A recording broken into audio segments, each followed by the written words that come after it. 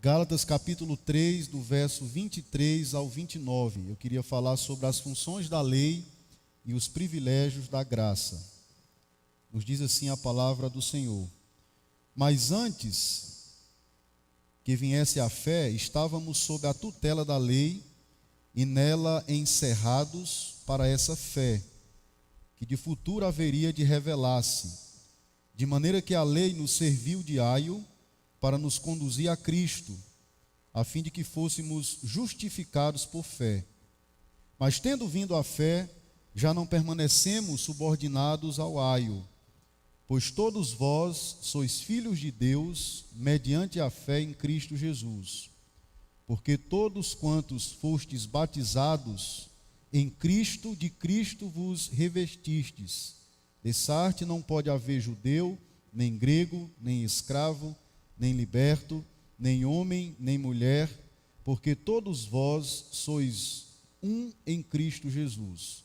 E se sois de Cristo, também sois descendentes de Abraão e herdeiros segundo a promessa.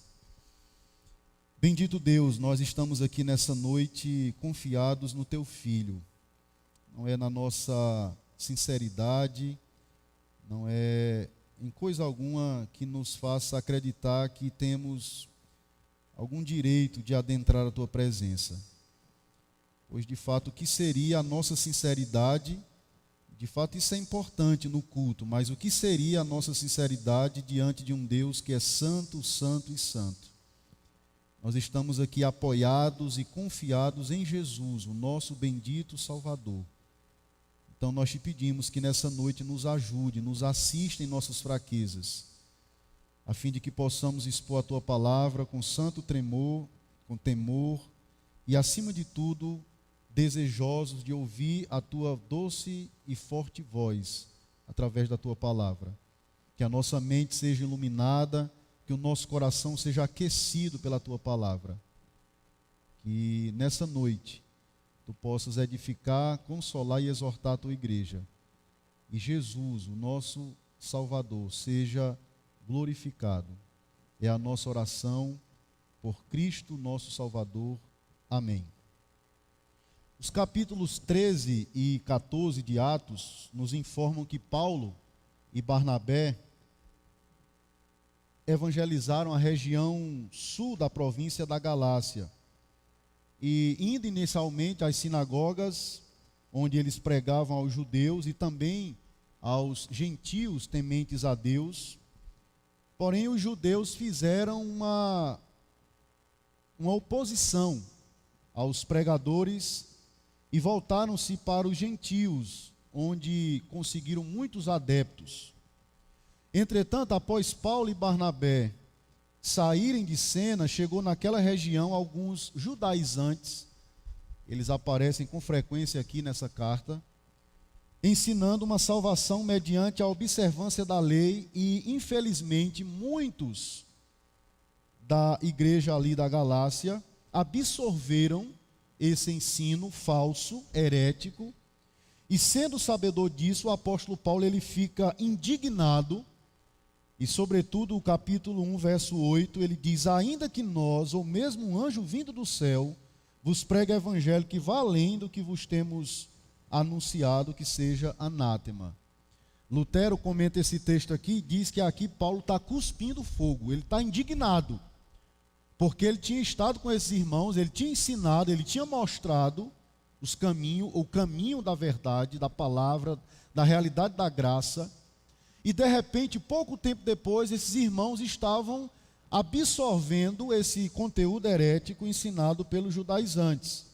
Então ele fica indignado, porque ele entende que a salvação não se dá pela observância da lei, mas pela fé, pela graça de Deus. E então ele escreve essa carta para orientar esses irmãos.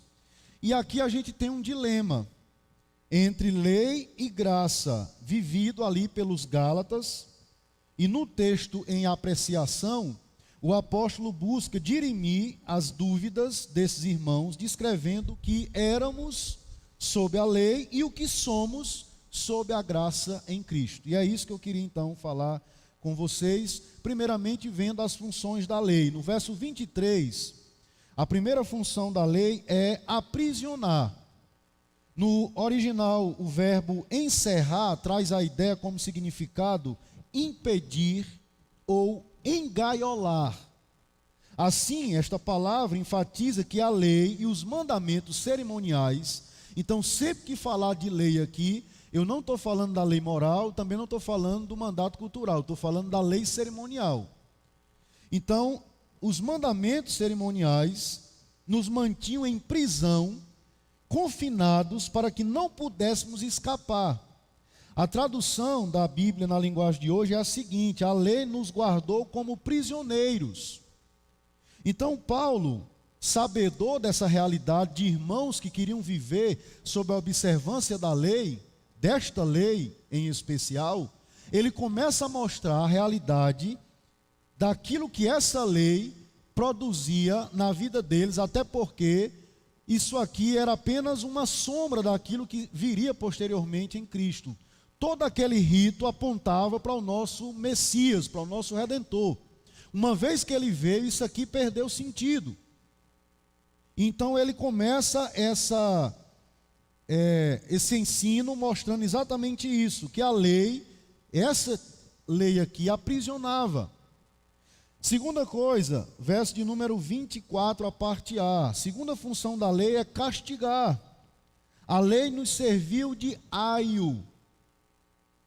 E preste atenção, aqui era mais ou menos o seguinte: era um escravo que cumpria a função de tutor.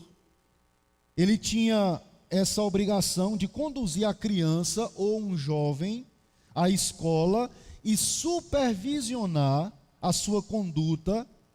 De modo geral, o aio não era o professor da criança, mas era aquele que a disciplinava e a castigava. Com essa metáfora aqui, Paulo estava a nos dizer que a lei expressa a vontade de Deus para o seu povo, considerando que todos nós desobedecemos, caímos sob justa condenação, por natureza e prática estamos debaixo de maldição.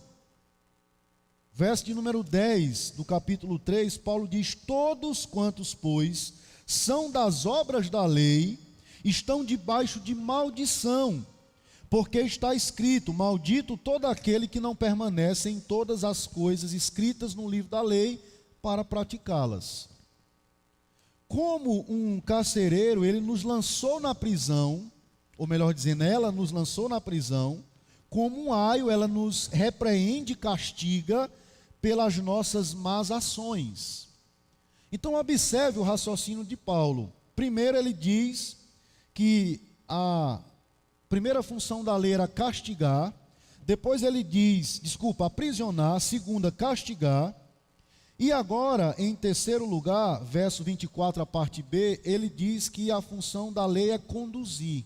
Aí ele começa a mostrar a finalidade da lei, para mostrar àqueles irmãos amados, queridos, que aquilo que eles estavam seguindo, aquilo que eles estavam abraçando, não iria levá-los à essência, à beleza e à profundidade daquilo que Cristo conquistou para eles. Para nos conduzir a Cristo, verso 24, a parte B. Para nos conduzir a Cristo, a fim de que fôssemos justificados por lei, não, por fé. Graças a Deus, meus irmãos, nunca pretendeu que essa opressão fosse permanente. Ele deu a lei na sua graça a fim de tornar a promessa mais desejável. A obra opressora da lei foi temporária e tinha a intenção especial não de ferir, mas de abençoar. Seu propósito não era de ferir, mas de abençoar. Seu propósito era de nos prender até que Cristo nos libertasse, ou colocar-nos sob tutores até que Cristo nos fizesse os seus filhos.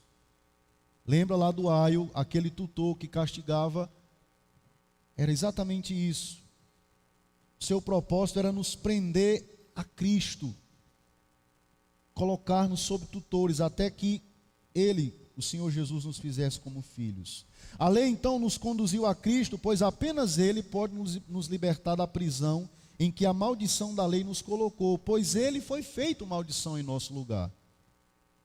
Verso 25, mas tendo vindo a fé, já não permanecemos subordinados ao aio. A frase adversativa aqui de Paulo, mas, salienta que o que somos é totalmente diferente do que éramos.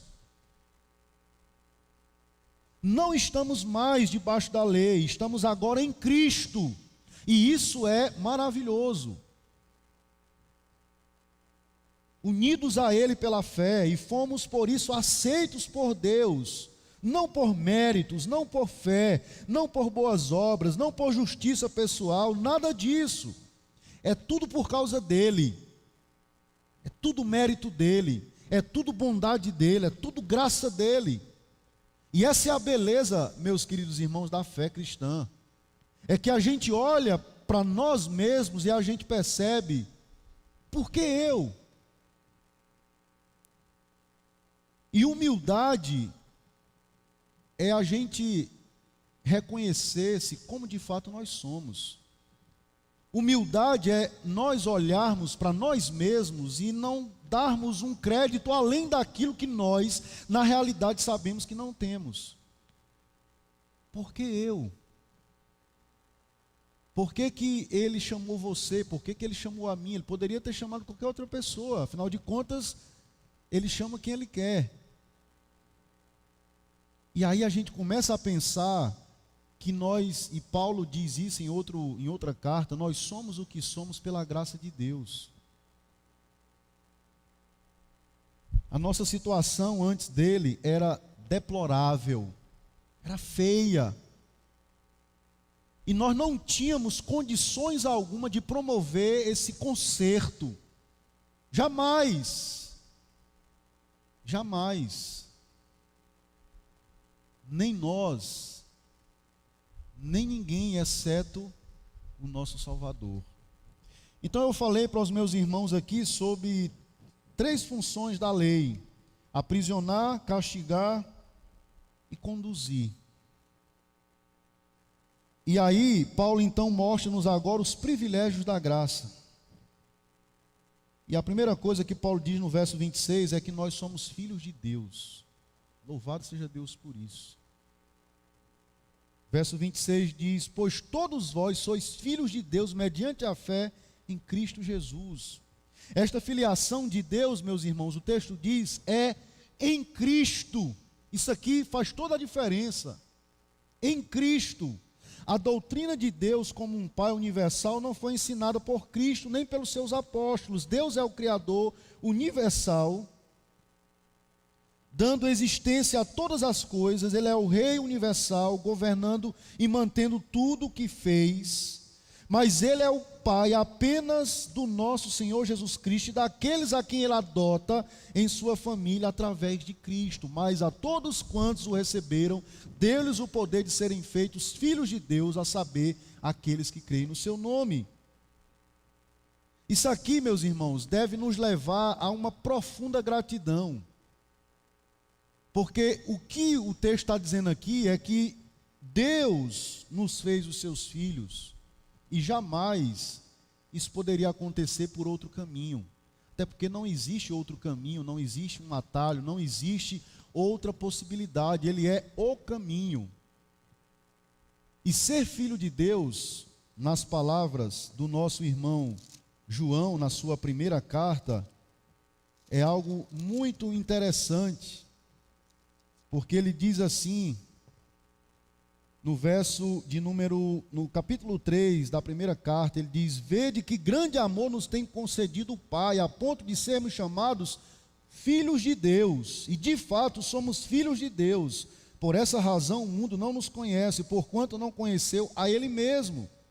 Amados, agora somos filhos de Deus e ainda não se manifestou o que haveremos de ser. Sabemos que quando Ele se manifestar, seremos semelhante a Ele, porque haveremos de vê-lo como Ele é. E aqui não tem como não lembrar daquela música do Feliciano Amaral, O Rosto de Cristo.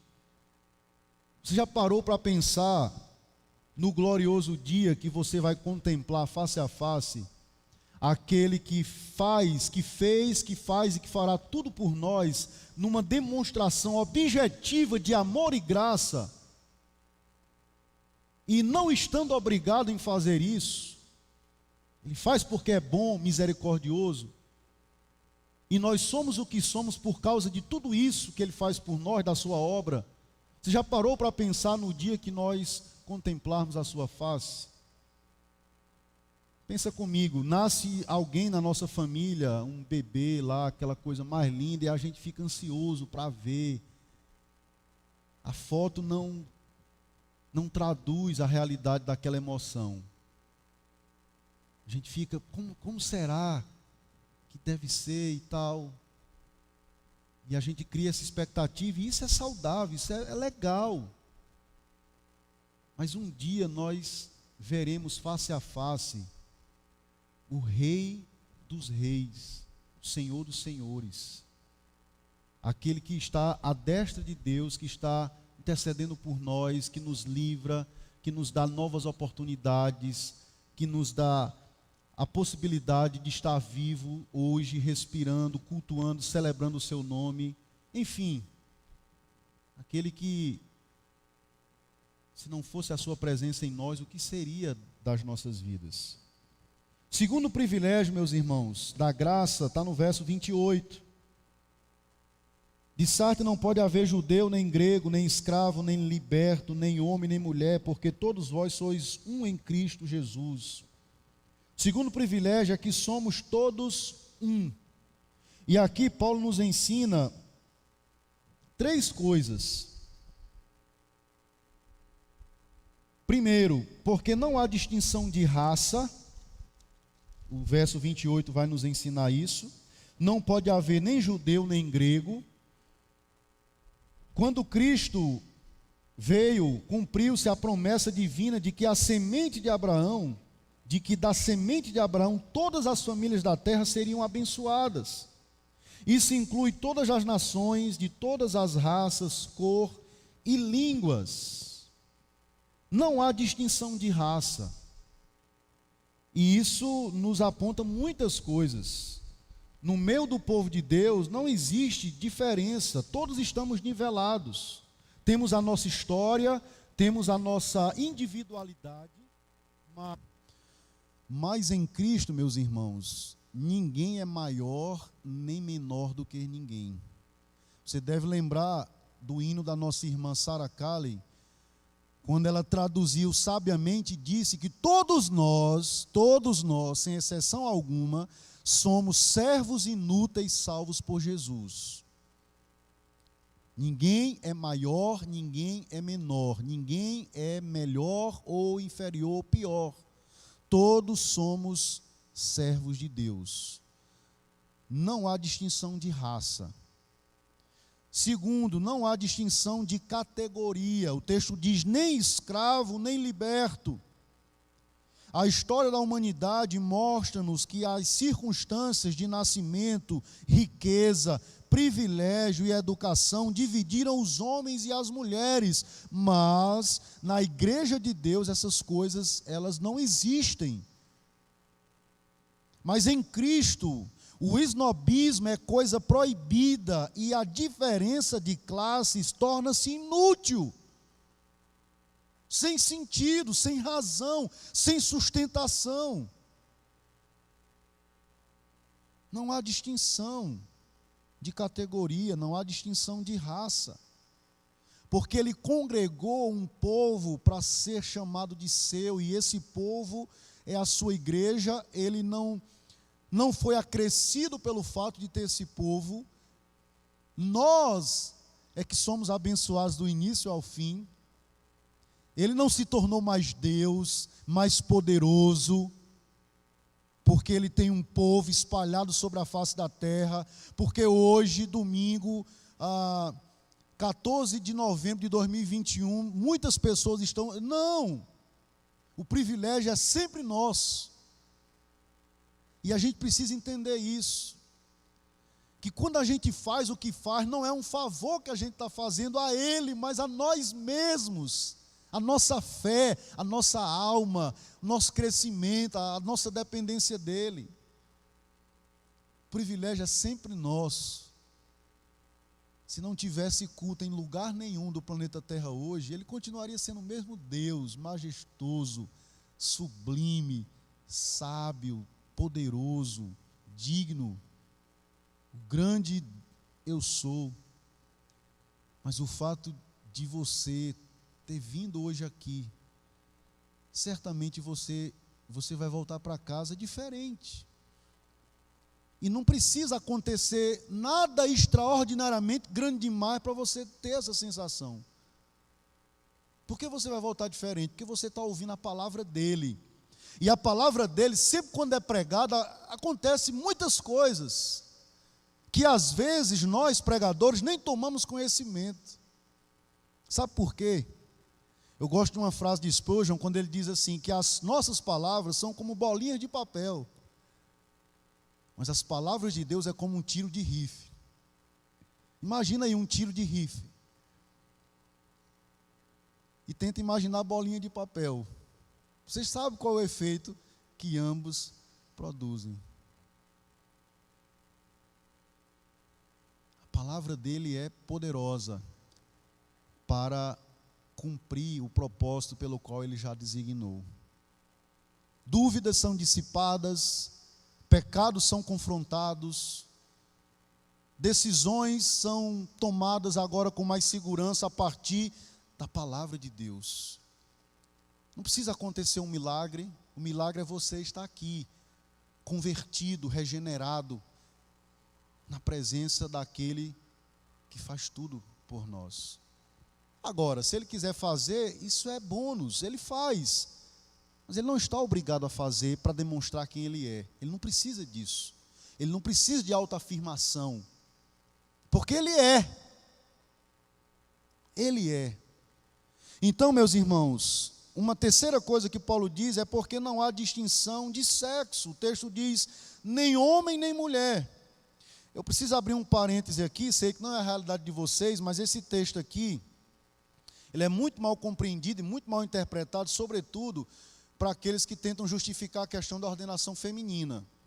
Meu objetivo não é falar sobre isso, mas eu preciso rapidamente dizer que esse texto aqui não está falando de ofício. Esse texto está falando de posição. Posicionalmente hoje não tem distinção de homem ou mulher. As mulheres eram quase sempre desprezadas no mundo antigo, até mesmo no judaísmo, e muitas vezes exploradas e maltratadas. Mas em Cristo, percebe como o texto, e na minha fala, muitas vezes, ou boa parte aqui da minha fala, eu estou falando mas em Cristo, porque tudo é a partir disso, mas em Cristo, aí é diferente. Mas em Cristo, o homem e a mulher são iguais. Iguais em necessidade de salvação, iguais em incapacidade de consegui-la ou merecê-la. E iguais no fato de que Deus nos oferece livremente em Cristo. Você percebe aqui 3 privilégios nessa realidade do texto de que somos todos um, sem distinção de raça, não pode haver judeu, não pode haver grego, sem distinção de categoria, nem escravo, nem livre. A gente tem um legado, nós que somos congregacionais, de Robert Wade Calley, que no século XIX, onde no Brasil o racismo já dava seus sinais, escravos e coisa do tipo, um europeu, de repente, chama pessoas para ensinar para essas pessoas, para demonstrar empatia para essas pessoas e para quebrar certos paradigmas da época, mostrando que isso nada mais é do que um sinal indelével de alguém que conhece a graça de Deus e que percebe que em Cristo essas coisas elas precisam cair. E hoje eu conversava com um amigo e explicava para ele a realidade da nossa igreja, rapidamente ali fazendo um resumo. E às vezes, nós mesmos, quando relembramos isso, a gente fica pensando também no privilégio de pertencer a uma raiz do protestantismo brasileiro que tem conteúdo. A gente vive dias difíceis no evangelicalismo brasileiro. É muito fácil começar uma igreja. É muito fácil se denominar pastor, apóstolo, apostila e por aí vai. É muito fácil fazer certas coisas com o advento das mídias sociais. Lá em Recife tem uma igreja que, por questão de ética, não vou falar o nome, que a pastora disse que teve uma visão, que era para abrir uma igreja naquele lugar lá, porque não tinha igreja, e do lado tem uma igreja batista. Eu fico pensando, que Deus foi esse que deu essa visão para ela? Porque o Deus da Escritura não. Se ela queria abrir lá, problema dela, mas usar o nome de Deus para dizer que foi uma visão, não. Tem uma igreja batista colada, que está lá, ó, há mais de 50 anos. Igreja Batista da Convenção Brasileira. Um pouquinho antes tem uma igreja congregacional que já está lá há mais de 70 anos. E ela disse que teve uma visão, que Deus disse que era para abrir lá, porque não tinha igreja. Então, quando a gente pensa nessas coisas, irmãos, a Escritura, o que Cristo fez por nós, esse ramo do protestantismo a qual nós temos o privilégio de pertencer, tudo isso deve inflamar o nosso coração, deve produzir serviço, gratidão, e, sobretudo, o desejo de conhecer mais e mais o Senhor.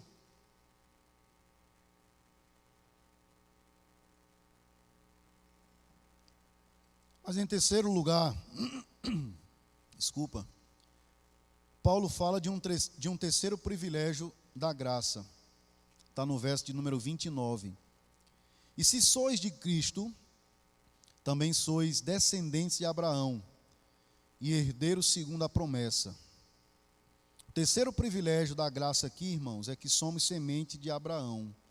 Em Cristo também pertencemos a Abraão, assumimos o nosso lugar na nobre sucessão histórica da fé, cujos notáveis representantes encontram-se relacionados em Hebreus capítulo 11. Já não nos sentimos mais perdidos ou desgarrados, sem nenhum significado na história, ou como pedacinhos de destroços sem valor à deriva sobre as ondas do tempo. Pelo contrário, encontramos o nosso lugar no desenrolar do propósito divino. Sabemos quem somos, sabemos quem nos chamou, sabemos para onde vamos, e isso dá norte, dá direção, isso faz com que a gente não perca a rota daquilo que o Senhor tem para nós. Somos a descendência espiritual de nosso pai Abraão, pois em Cristo nos tornamos herdeiros da promessa que Deus lhe fez. Meus irmãos, vocês podem perceber aqui, esses três privilégios da graça: filhos de Deus, somos todos um e somos sementes de Abraão. Algumas questões aqui para a gente partir para o final.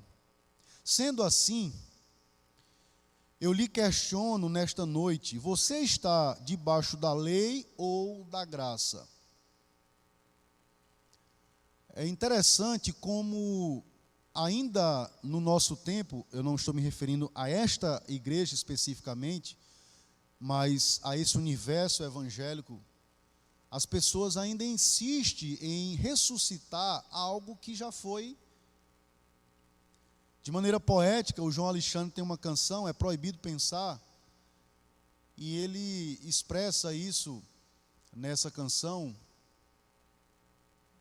mostrando esse movimento que veio né? Esse movimento gospel, ele está aí, a gente não tem mais como desfazer isso. E o que nos resta é voltar os nossos olhos para a palavra, para o Senhor Jesus, e assim a gente vai seguir firme. A gente não vai oscilar, nem para um lado, nem para o outro. No texto exposto, meus irmãos, o apóstolo pintou um contraste vívido entre aqueles que estão sob a lei e aqueles que estão em Cristo. Perceba a diferença. Sob a lei e em Cristo. E todas as pessoas pertencem ou a uma ou a outra categoria. E a gente precisa, então, definir isso. Se estivermos sob a lei, a nossa religião é uma servidão. E olha o que é que ele fala aqui no capítulo 5, verso 1. Para a liberdade foi que Cristo nos libertou. Permanecei, pois, firmes, e não vos submetais de novo a jugo de escravidão. Meus irmãos, o cristianismo, ele precisa ser prazeroso e leve.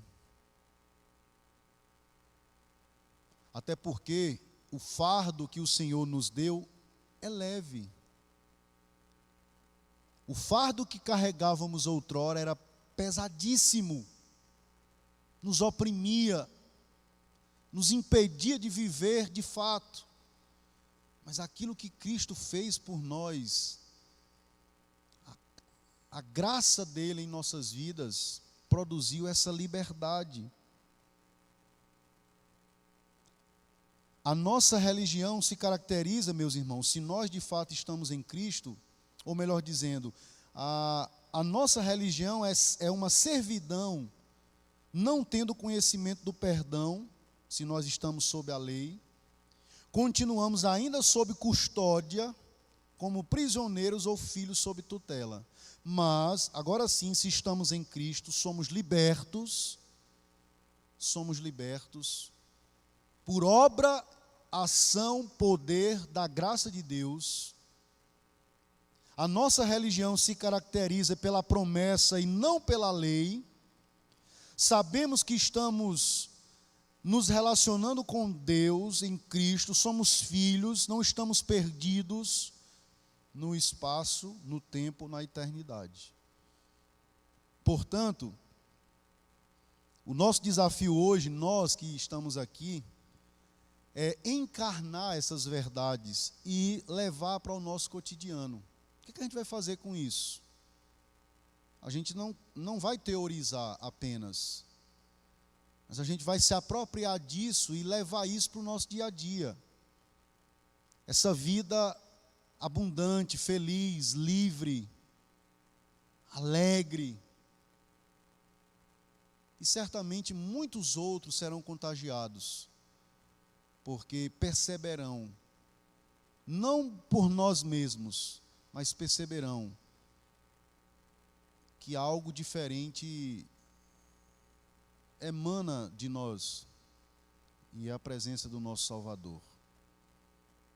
Que Deus nos ajude a entender isso e a viver isso, e nunca procurarmos alternativas, talvez na tentativa de deixar o cristianismo mais dinâmico, mais atrativo e coisa do tipo.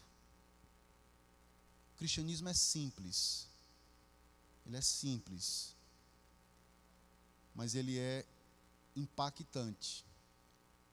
Curva a sua cabeça e vamos orar. Muito obrigado, Senhor, porque se não fosse o teu Filho, nós jamais poderíamos nos achegar à tua presença. Nós não poderíamos jamais oferecer-te absolutamente nada, porque nós estávamos distantes de ti, separados, e não poderíamos promover essa reconciliação. Mas a tua palavra nos ensina que em Cristo fomos reconciliados, fomos aproximados. E nós te agradecemos por isso. Isso muitas vezes nos constrange. Ao olharmos para nós, sabermos quem nós somos e sermos informados acerca de coisas tão especiais, tão maravilhosas, tão preciosas, ó Pai. Que nessa noite, cada um de nós, os meus irmãos, possamos sair daqui com essa alegria em nossos corações e viver isso até o dia de Cristo, sabendo que se estivermos aqui, estamos com o Senhor, e se partirmos daqui, também estaremos com o Senhor, o que é incomparavelmente melhor. Que tenhamos esta convicção de que estamos nas tuas mãos. Nada e ninguém poderá jamais nos separar do teu amor. Não há separação hoje e não há condenação para aqueles que estão em Cristo Jesus. Eu rogo, Pai, que tu continue abençoando esta igreja aqui, tão querida e amada, que faz parte da minha caminhada aqui. Bons tempos tivemos aqui com esses irmãos, ainda ali no Catolé. Que tu continue manifestando a tua graça, o teu poder. Tua palavra diz que é o Senhor que acrescenta o número dos salvos. E louvado seja o teu nome por isso. Porque esta preocupação, este fardo de promover números, uma igreja que está presa à palavra não tem essa preocupação. O nosso papel é proclamar, é pregar. E o que vai acontecer depois é obra do Espírito Santo. E como é maravilhoso nessa noite perceber que o Senhor tem acrescentado o número dos salvos neste lugar. E isso não é mérito de nenhum irmão aqui, mas o Senhor se utiliza desses servos fiéis, e através deles o Senhor faz tudo isso, e muito mais o Senhor vai fazer. Receba a nossa gratidão, e continua abençoando o teu servo, o pastor Walker, os seus oficiais, membros congregados, que os meus irmãos aqui sintam o privilégio de pertencer a uma igreja fiel, uma igreja da palavra, uma igreja com seus defeitos, é verdade, mas uma igreja que está sendo aperfeiçoada a cada dia por Cristo, o nosso Salvador. Muito obrigado, Senhor, por essa noite. Muito obrigado por esse tempo aqui. Receba a nossa gratidão. Por Cristo nós oramos agradecidos. Amém. Deus abençoe, meus irmãos.